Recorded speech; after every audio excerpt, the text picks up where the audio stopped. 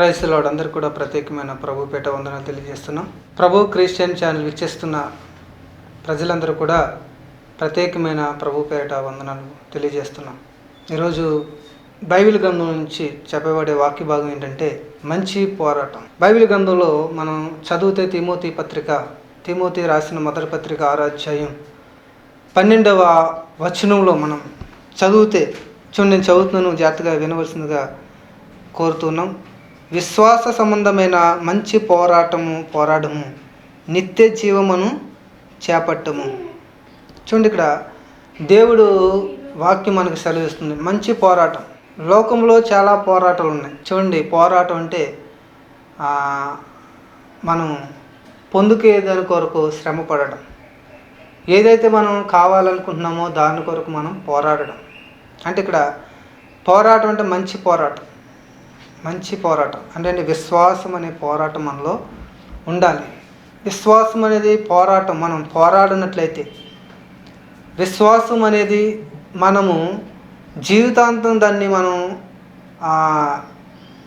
విశ్వాసము మనలో కాపాడుకున్నట్లయితే దాని ద్వారా వచ్చే మనం లాభము, లేకపోతే దాని ద్వారా వచ్చే ధనము, లేకపోతే దాని ద్వారా వచ్చే గిఫ్ట్ ఏంటంటే నిత్య జీవము. అంటే దేని ద్వారా మనకి నిత్య జీవం వస్తుంది? ఒక విశ్వాసము ద్వారా, ఆ విశ్వాసాన్ని కాపాడుకోవడం ద్వారా మనకు వచ్చేది ఏంటంటే ఆ విశ్వాసము నిత్యము మనం కాపాడడం. చూడండి, విశ్వాస సంబంధమైన మంచి పోరాటం. నేను మంచి పోరాటం ఏం చేస్తుందంట, ఈ భక్తిలో లేకపోతే ఈ యొక్క విశ్వాసములో మనం ఎక్కడ కూడా సల్లడిల్లిపోకుండా, ఈ విశ్వాసములో ఎక్కడ కూడా మనము నీరసించిపోకుండా, ఈ విశ్వాసములో ఎక్కడ కూడా మనము సందేహపడకుండా మనము ఆ విశ్వాసాన్ని మనం కాపాడుకున్నట్లయితే ఆ విశ్వాసం మనల్ని ఎక్కడ తీసుకెళ్తుందంటే దేవుని రాజ్యానికి, నిత్య జీవానికి తీసుకెళ్తుంది. ఎందుకంటే పోరాడాలి.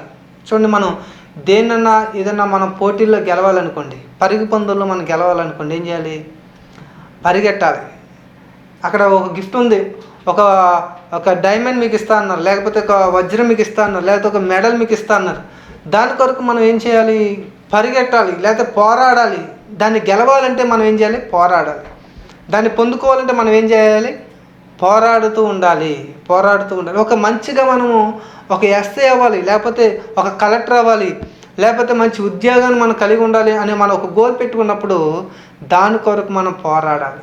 పోరాడకుండా గెలుపు అనేది లేదు, పోరాడకుండా విజయం అనేది లేదు, పోరాడకుండా మనము సుఖించలేము.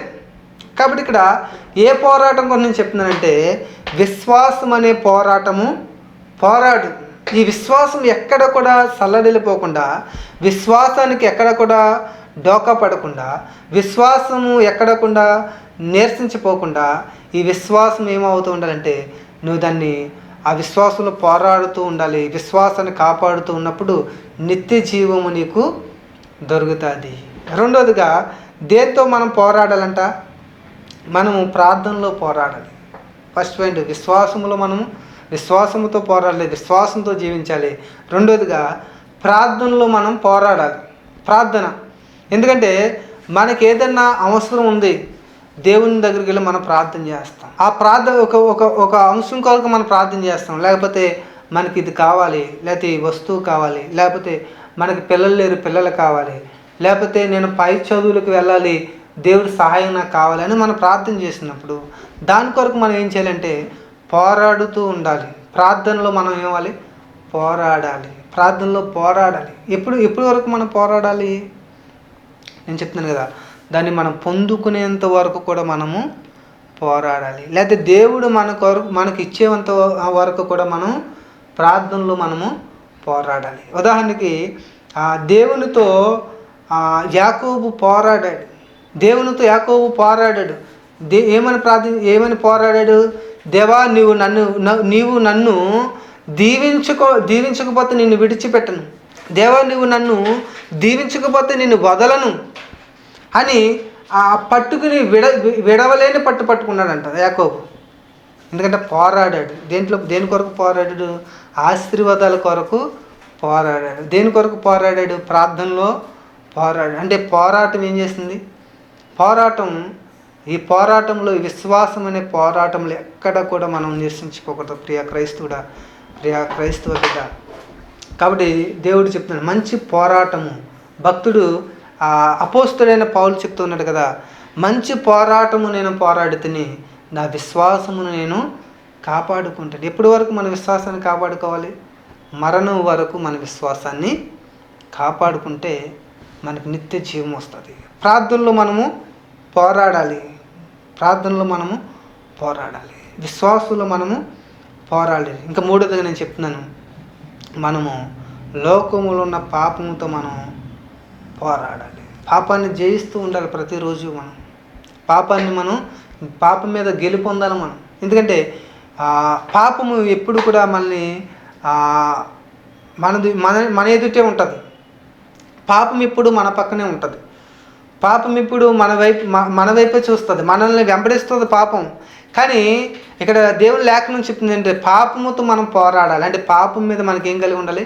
ఒక క్రైస్తవుడిగా, క్రైస్తవురాలుగా, దేవుని బిడ్డగా దాని మీద మనం జయం ఉండాలి. దేవునికి స్తోత్రం చెప్తారు అందరూ కూడా. ఎందుకంటే పాపముతో మనం పోరాడాలి, కానీ పాపానికి మనం లొంగిపోకూడదు. 3 పాయింట్లు చెప్పాను నేను. ఒకటి, ఫస్ట్ పాయింట్ ఏంటంటే విశ్వాసముతో మనము పోరాడాలి. విశ్వాసంలో పోరాటం ఏమవుతుంది? మనకి రక్షణ, నిత్య జీవం. తర్వాత ప్రార్థనలో పోరాడాలి. ప్రార్థనలో పోరాడడం ద్వారా ఏమొస్తుందని చెప్పాను నేను, మనకి ఆశీర్వాదాలు. కాబట్టి ఆ తర్వాత పాపముతో మనము పోరాడాలి. కాబట్టి పాపముతో మనం జయం ఉండాలి. అలా మనం జీవించినట్లయితే మన జీవితాలు దేవునిలో కట్టబడతాయి. మన జీవితాలు ఈ పోరాటంలో మనం గెలుపొందుతాం, దేవుని రాజ్యానికి మనం చేరుకుంటాం. ప్రభు ఈ కొద్ది మాటలు మన వినికిడిలో దీవించునుగాక. ఆమేన్.